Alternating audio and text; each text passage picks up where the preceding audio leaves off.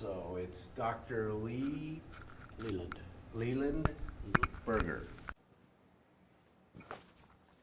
Now you were involved with the Manhattan Project. Right. How were you involved with that? Well, went to University of Washington to do graduate work after leaving University of Wyoming. Got a bachelor's degree there. So when I was in Seattle, just starting my graduate work, World War II started, and my major professor, George Cady, was called back to Columbia because he was one of the world experts on fluorine chemistry. On? Fluorine chemistry. Fluorine's one of the halogens, like fluorine, chlorine, bromine, iodine, that series. And he needed some help, so I got a chance to go with him. And how old were you? I was 22, 23, I guess. I was 23 at the time. Wow. Must not have had the faintest idea really what you were going off to become involved in. Well, I had a pretty good idea because I knew what was going on there, one of the things. And of course, as soon as I got there and saw what they were working with, then I knew. So you, even, because I always hear that the right hand didn't know, that everything was kind of isolated and people didn't talk about it, but because of your knowledge, you put two and two together and... Yeah. Well, we had to know a certain amount or we couldn't get much done, you know. Now, later on when the project became huge and work going on all over the country, then it was kept pretty well compartmentalized, and we just knew vaguely what was happening. Now our work was on the separation of uranium isotopes. There were two paths that were agreed upon to make a bomb. One of them was using uranium-235, and the other one was to make plutonium, which required a reactor, or a pile, as they were called in those days. Anyhow, let's see, I started to work in the 1st of January, 42. And sometime during the middle spring, Fermi and most of the physicists moved to Chicago, because that's where the Compton is going to set up the metallurgical lab and build a pile, a reactor, and demonstrate it, which they did. But our work was strictly chemistry and producing a diffusion barrier so that you could use the diffusion process to separate the very small fraction of uranium-235, which is in the uranium. Most of it's 238. So we had to find a way to take 0.7% of the uranium out of the rest of it, which it was pretty well agreed early in the game that there were two ways that you could do it. One was with a centrifuge, and one was with a diffusion, letting the gases go through a porous membrane. The light ones will go through a little bit faster than the heavy ones, so you do this thousands of times and you end up with pure uranium-235 in the form of uranium hexafluoride, UF6. So our first job was to learn how to make fluorine gas, which is, some people think it's kind of nasty stuff, but I thought it was kind of fascinating.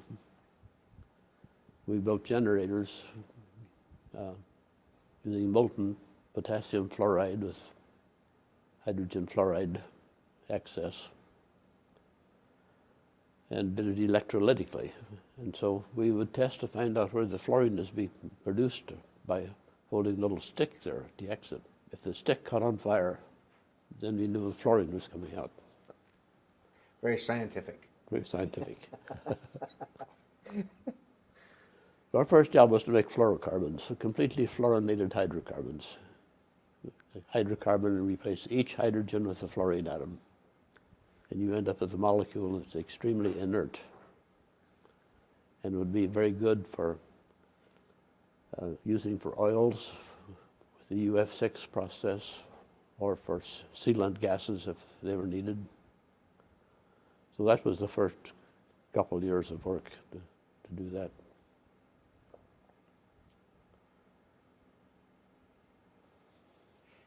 Had the project been named by this time? Was it known as the Manhattan Project? No, as a matter of fact, it started out, well, as small projects, long before I was there.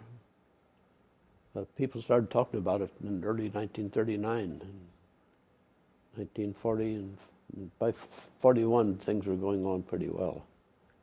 There were several small contracts that were given to university people primarily. One of the first ones was to Columbia University for designing or looking at the centrifuge process to see if it would work to separate the uranium isotopes.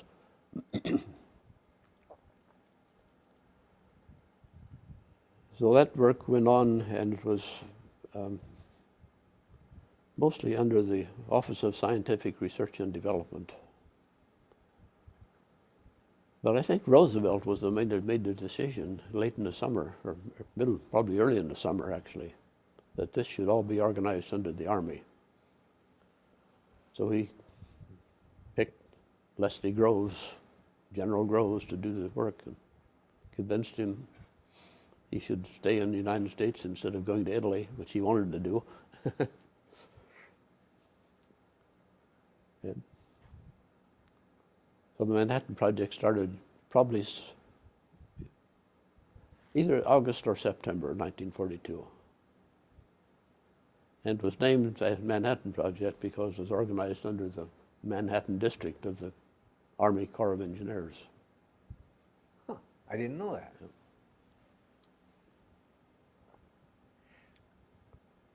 So you then, are you working with a group of students, or do you work a lot by yourself during this project, or how does? At that time? Yeah. Actually, there were about between 3 and 6 of us working on fluorine to produce fluorocarbons, improving the fluorine generation and making fluorocarbons. And that lasted a year or maybe almost 2 years. Now there are other people working with fluorine. There were in the same lab, there were people working with UF6, learning what the properties were. Very interesting material. It's a solid at ordinary temperatures, but it doesn't melt very easily. You have to have it under slight pressure for it to melt. Otherwise, it just goes from a solid to a gas. So learning to use that material or experiment with it is kind of interesting. Most of it was done by other people. I was working with other fluorine compounds, but sometimes somebody using UF6 would have something break in a little glass trap, and a big white cloud would come out, and somebody would yell hex. That was a nickname for uranium hexafluoride. You'd rush out and open all the windows, and everybody would go out in the hall until it cleared, and then they'd come back and go to work. A little different than today, huh? That didn't happen very many times, but I can still remember it. Yeah. You guys were working with some pretty powerful stuff that you were breaking up and shaping and. Well, if you know what the hazards are, then they're not severe hazards, you know. It's a question of knowing what's going on.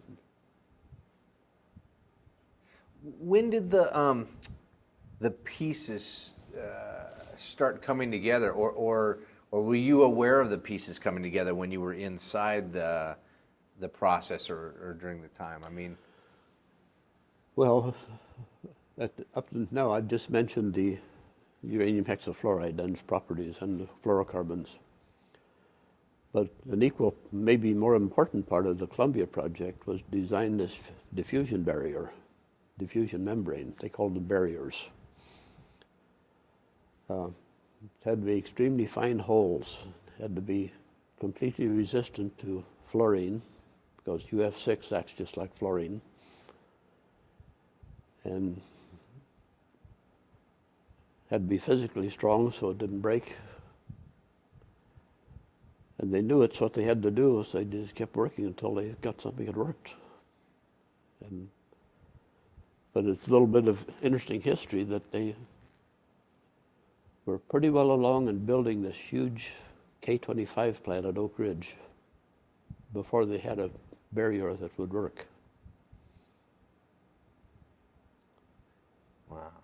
So but they just had confidence in the fact that it could be done, and they did it. How come they originally called, if I remember right, reactors were called piles? Well, I think it's fairly reasonable. What they did was start stacking up blocks of graphite. Pretty soon you have a pile of graphite, and interspersed between these blocks of graphite you'd put uranium metal. So you get the pile big enough and enough uranium in it, and it can become critical, which means it'll start producing lots of neutrons and plutonium. So did you move with the project, or did you stay back at Columbia? Or? No. I stayed with the Columbia project because at the time the war ended, I stayed just 1 month after the war ended. But at that time, we were still studying barriers, diffusion membranes, and trying to make them better. And in fact, that work went on for, I don't know how many more years. I sort of lost track of it, although I did visit K-25 a couple of times. So they kept making better and better diffusion membranes and improving the process. But by the time they got it to where they wanted it, they had managed to make the diffusion or the centrifuge process work, which is inherently a better process. It's more efficient, more cost-effective. Takes a smaller plant. So kind of take me through what for a novice, for the Reader's Digest version, what is the process? How do we get from A to B? Where is B? B is that final product that we used. Okay. Well, you have to start with uranium ore, which is an oxide. You have to purify that by usually acid extraction and precipitation. And I don't remember all the different techniques. But some of the uranium ore was fairly pure, almost pure U3O8 or UO3 in some cases. But you have to reduce that to uranium metal with carbon or something like this. And then they have to, after they're sure that the uranium is pure enough, then they make rods out of it, which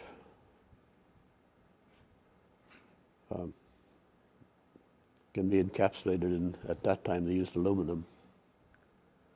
That's what they used in the reactors out here at Hanford. So that was the one process. Go from the uranium ore to the oxide to the metal. The other process was to convert the oxide to UF4 with hydrogen fluoride, which was done at DuPont. At least when I was there, they were doing it at DuPont. It's a nice green powder. And they'd take the UF4 and treat it with fluorine gas, pure fluorine. And that makes UF6. And so then they can distill that to purify it, just like you would distill water or alcohol or anything. And then run that through the K-25 diffusion plant, or later through the centrifuges.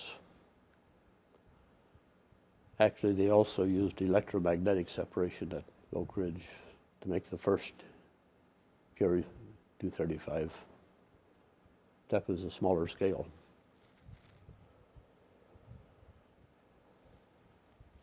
Are they aware at this time how, I mean, nowadays when we say nuclear, everybody knows, oh, nuclear, you know, they're all very aware of hazards and things like that. As this was being developed, was it just like working with any other process, or were they aware of the, I don't know, toxicity is not the word I want to use, but the hazards involved just with?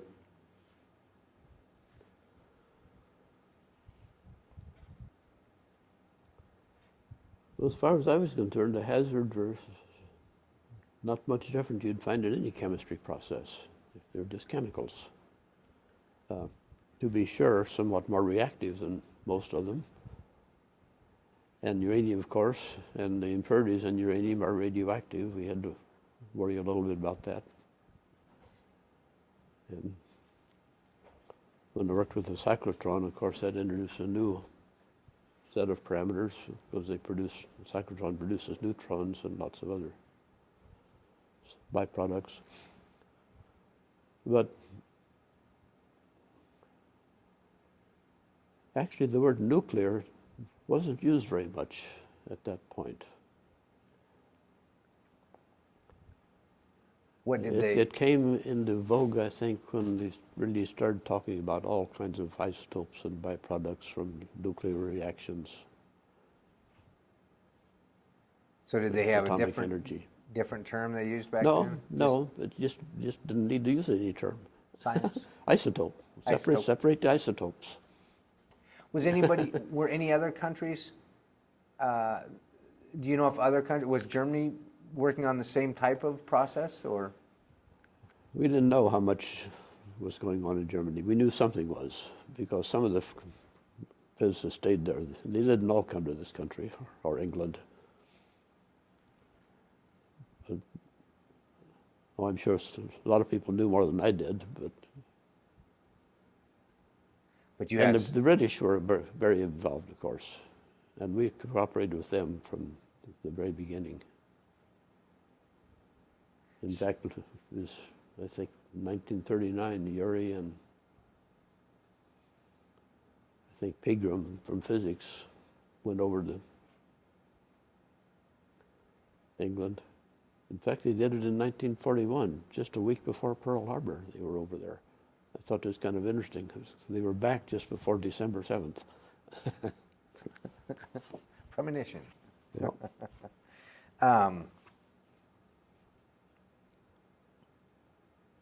Did you know that a bomb could be built with these atoms? I mean, did you have enough knowledge to? Oh yes, yeah.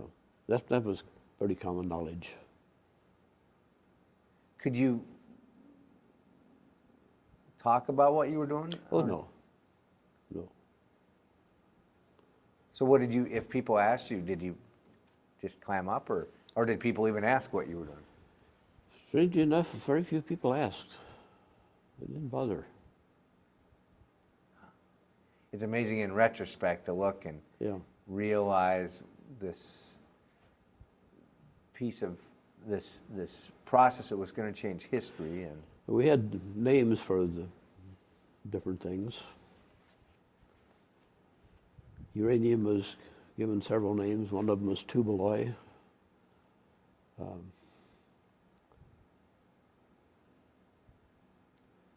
The project at Columbia was called SAM, Special Alloy Metals, which is pretty innocuous. Things like that. So, and I think that was true all over the whole atomic energy project. Everything went by code, even people's names. Oh, really? At least at Hanford they did. So how would they code your name? I mean, what would a code name be? Well, for example, Dr. Fermi was Mr. Farmer at Hanford. Now, I didn't know that at the time, but I read that later. Did you meet him? I just barely met him. My boss, Professor Cady, moved into Fermi's house across the Columbia, or across the Hudson River when Fermi left. So Wow. The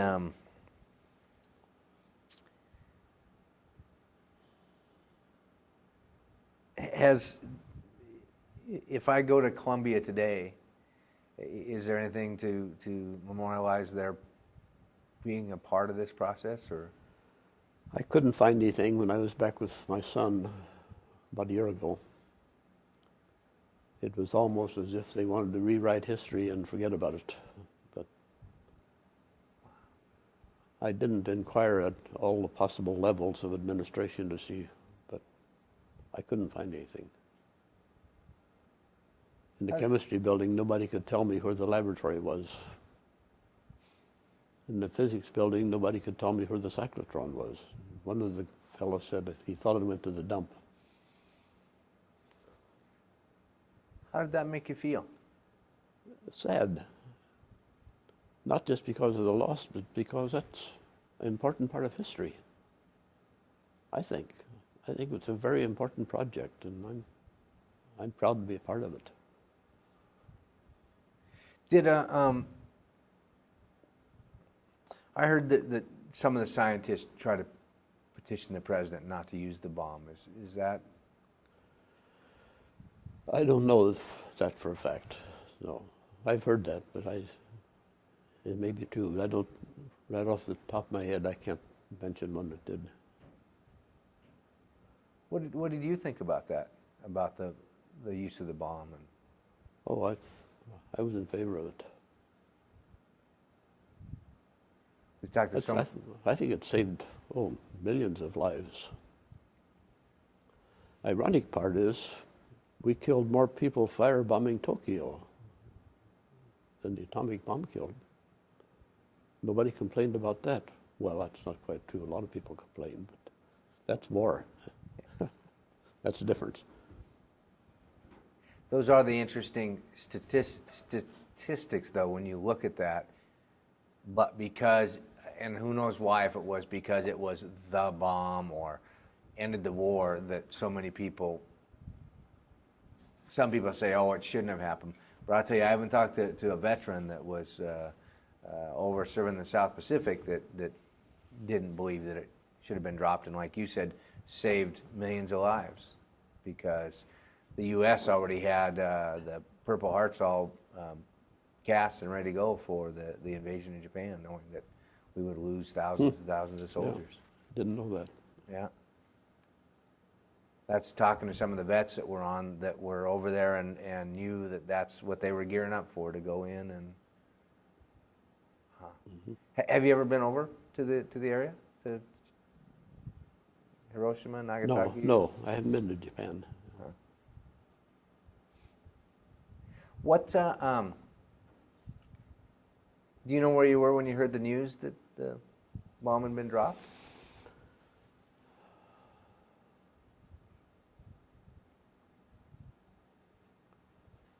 Not exactly. I'm sure I was at work at Columbia, but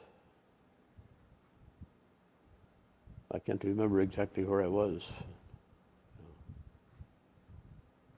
Is that when? And I mean, you knew what was being developed and everything, and you put two and two together. But yet, hearing that news, can you remember what your feeling was?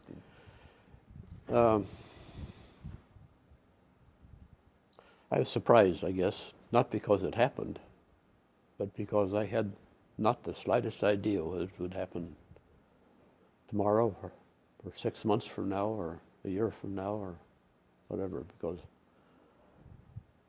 I had no idea, no knowledge of how things were going in constructing a bomb. Only a few people at Los Alamos and higher up knew that. Because you didn't even know that the tests were being done at your level, the Los Alamos? No, I assumed there would be one, but I didn't know it was when it was done, or even where it would be done. It's kind of interesting for you to have worked on a project like that, where you know what's going on, but yet there has to be all the secrecy. Yet there's so much I didn't know. Yeah. Have you, in your since the war, met other people that were working on different pieces of it? Oh yes. Well, of course, I worked 50 years at Hanford, but I spent a lot of time at Los Alamos and a lot of time at Oak Ridge and at the other laboratories. So I met a lot of people and also in the old Atomic Energy Commission and Department of Energy. So you run across people that had contacts everywhere. So. Do you compare notes? Oh, sometimes. Didn't spend a lot of time at that, no. What did you do here when you got to Hanford? When I got to Hanford, GE had just taken over. They were going to start a research program. In fact, that's why I came. And the big plan was to replace the precipitation process, the old bismuth phosphate process, which was used to separate plutonium, with a new solvent extraction process, which would be much more efficient and also produce much less waste, because you'd separate both uranium and plutonium and fission products in separate packages. So my work, along with dozens of others, chemists and chem engineers, were to develop a solvent extraction process. And the first one was the redox process, which used methyl isobutyl ketone, called hexone for short, to extract uranium and plutonium, and built the big redox plant, which was the first large-scale solvent extraction plant in the world. And later that was replaced with a better process using an organic phosphorus solvent, tributyl phosphate, which resulted in the Purex process. And that was the plant that we used here, and then at Savannah River, and all around the world, actually. That's the standard process now. What? So what are we producing it all for now? Is it for energy, or for a myriad of reasons, or? Well, right now we're not reprocessing anything. Nothing at all? Well, not in this country. The French are, and I think the Japanese are. At least they should be. They got the plants. I think they are. I've sort of lost track of them. But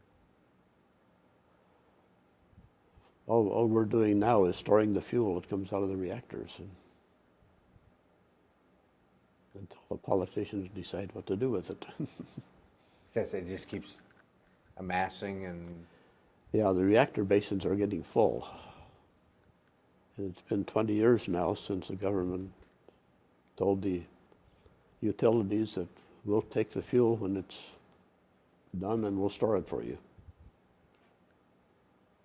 Huh. But it's not ready yet. And if the state of Nevada has its way, it won't be ready for another 10 years. Is there still a lot of research going on, do you know? Oh, yeah. Trying to figure new and different ways and uses, and or is it still a lot of military use, or? Well, the military use always goes on. That's all classified, of course. There's still a lot of work going on developing better reactors, ones that are safer, ones that are smaller, ones that can be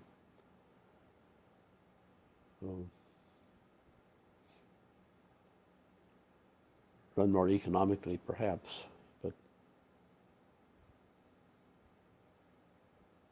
when you were at Columbia, were you employed by the school? Yes. Oh, you were. So your paycheck came from the school, not from the Army.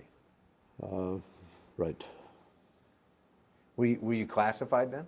Did they have to, your clearance? Yeah, oh yeah.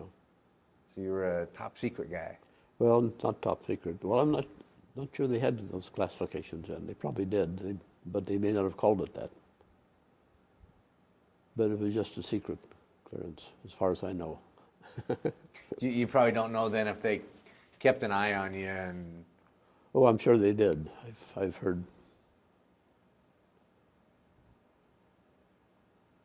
In fact, they kept an eye on me. I guess they still do, because I still have my clearance. I was going to say, I would assume that you have a lot of valuable knowledge that, because of being through the full process and everything, that they know who you are and where you are. And well, it was interesting to see both sides of the program, the uranium-235 side and the plutonium side. Completely different approaches to get to the same point. Make a bomb or produce energy. And it's interesting, even in 1940, when they knew they had to have a bomb, they were still talking about this is going to be a good energy source someday. So it wasn't just a weapon they were thinking about, it was producing energy. Were you married when you were at Columbia University? I got married a year after I went back. Was it after the war? No, it was during the war. I was engaged when I went back. But I didn't want to get married because I wasn't sure how long the project would last. Was your wife a scientist also? No, she was an art major. She was still in Seattle. I met her there. So with family and friends and fiancés, when they asked you what you did, could you tell them what you were doing? No, What did you tell them? just tell them I was working on a special project. That was it, huh? Yeah. A lot of people out here said they were working on sandpaper. Well, I'm sure they had rumors about Columbia too, but I never heard them. It's not as obvious there. You build something the size of Hanford out where there's nothing at all before, then you can't help but notice it. But in the middle of Manhattan, you can employ a few thousand people and they're lost. That's I've heard out here that they wouldn't allow the farmers to harvest their produce off of some of the nearby property, and so they brought prisoners over from McNeil Island, and they let the prisoners go out and harvest the produce out there. So in that veil of top secrecy out there. So did your fiance wife at the time, when you said, yeah, I just have a special project or a secret project, I guess special project I'm working on, then she was like, oh, okay, that was good enough for her, yeah. Wow. When you were doing it, did you realize that it was a part of history? I don't know what I thought about it at the time. I suppose I probably did. It's just you're going to work and doing your thing, and now looking back, Yeah, well, as soon as I left New York after the war, started thinking about things, and I realized it was something pretty important. Yeah. I mean, you look at the effect that it had on history of where we are today, and now with them talking about going through the debate again of what weaponry they'll use over in Afghanistan or wherever they're going to go into now. All of the new things resurface again, all the discussions, all the debates.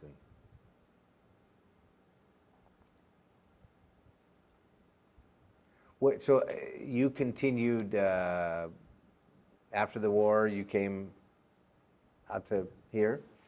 Or was it? I went back to Seattle first, because I still had a little bit to do on my PhD thesis. So Went and I finished up there. And Finished that, and then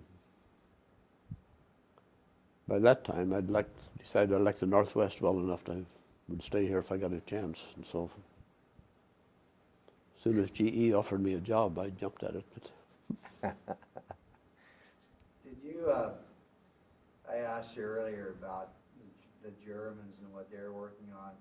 After the war, were there scientists from Germany, nuclear scientists, that you ever had a chance to meet to find out what they had tried to do and how far they'd gotten, or? No, I never did. Well, I never got to Germany until probably 10 years after the war. By that time, the principal actors were either gone or doing something else. You said they made But- mistakes, though. That they had made errors of judgment, so they had gone in the wrong direction in their research. I don't know the details of that, so I probably shouldn't even guess, but they decided that they could not use graphite for a moderator to slow down the neutrons. And probably because they didn't think they could get it pure enough. Because you have to have all the trace elements like cadmium and anything that absorbs neutrons out of the graphite, or it's no good. Is that why they were developing heavy water as a moderator? Right, yeah. Because Which they knew, was much harder to produce, wasn't it? yeah, but they knew they could purify it. So, and heavy water is a good moderator. Canadians still use it. is that tougher to do than the graphite? No. Oh, it's not. Well, I guess depends on your point of view. Some simpler in some ways, harder in others. But So the graphite bricks they used in Chicago,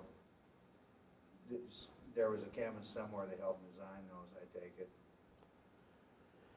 yes, I don't remember the story of that either, but the purity of the graphite was very important, and it's one of the first things they worried about. The cyclotron that you were talking about in Columbia, when did that first get built? Oh gosh, that was invented by Lawrence at University of California, I think way back in 1929 or 1930. And yours was the second one built. I don't know, might have been third, one of the early ones anyhow. So you think there's any hope that it'll be found? Any what? Oh. Somebody should be looking for it. I don't know. I was telling, I don't think, did you hear about the cyclotron? Huh. Oh, tell Carl about your going and looking at it. Well, I was back probably 15 years ago and stopped by the physics building and asked them if the old cyclotron is still there they used to use. They said, yeah, it's in the basement, sticking over in the corner. So I went down, looked around, sure enough, there it was, with stuff stacked all over it, and went back and talked to one of the people, I don't remember who now, and he said, well, we're probably going to make a national monument out of that. Well, next time you come back, it'll be a little better looking. Well, next time I came back was a year ago, I think it's almost 2 years ago now. Took my son out there to show him where I worked. I couldn't find anybody that knew about it. Finally got a hold of a graduate student that said he was pretty sure it was shipped off to the dump a year ago. That's No, I couldn't find anybody authoritative in the physics department to get a final answer, so it might be still buried in the basement there somewhere. the national monument hasn't been completed But yet. there's no national monument yet. Boy, that would be if you could find that. I mean, that's what a shame if they did do something with it. Huh. Did you have now you grew up where? You ended up at the University of Washington, but where did you grow up? Wyoming. That's right, Wyoming. Yeah. So did you have siblings, brothers and sisters, or? Yeah. And what did they end up doing during this time period? Well, three of them were in the war. Only one of them got overseas, actually. He helped build bridges in Germany for the army. Get across rivers in a hurry. My older brother worked for DuPont in Denver. So 2 scientists in the family. Yeah. Huh. How did you end up being a scientist?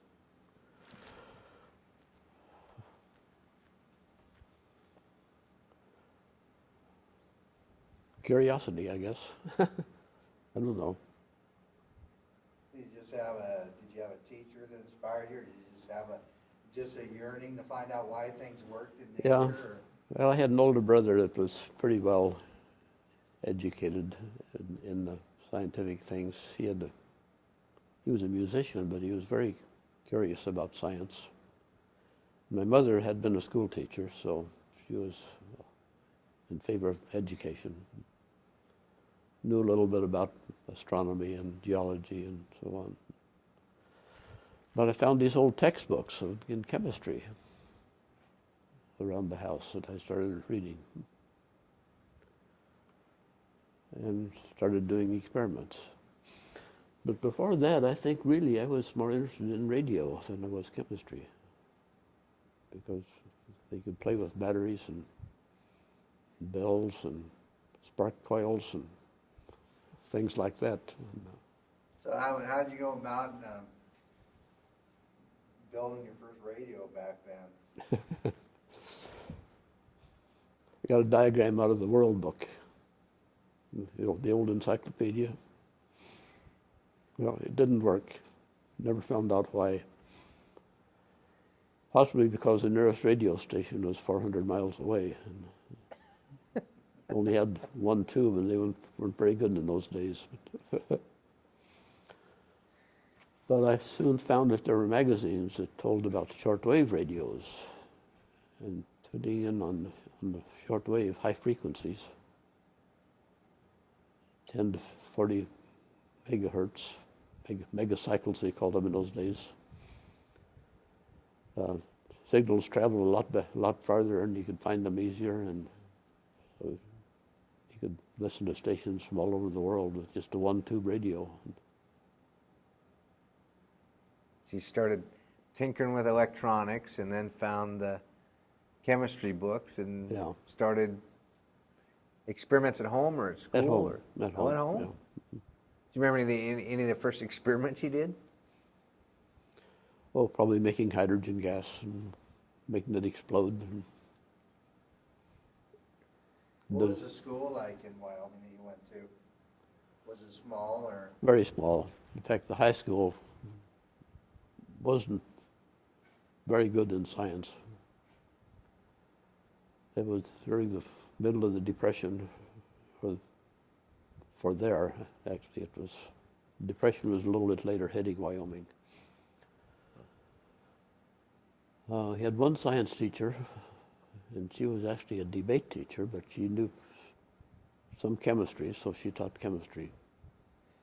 There wasn't any physics class. So I went to University of Wyoming at something of a disadvantage, but I had enough practical experience that I got through with no problem. Did you ever see your debate/science teacher years later to let her know where you ended up? Or? No, I never did. Huh. I met my math teacher once, about 30 years later. She was teaching over at Washington State University. So that was kind of interesting. Wow, what an interesting interesting life. I mean, where the paths have taken you and the projects you've worked on, and I think I was pretty lucky, being in the right places at the right time. now are you retired now or still? Yes. Well, I still do a wee bit of consulting, but I'm just about the end of that. So. Still have a connection though with Hanford and Yeah. yeah.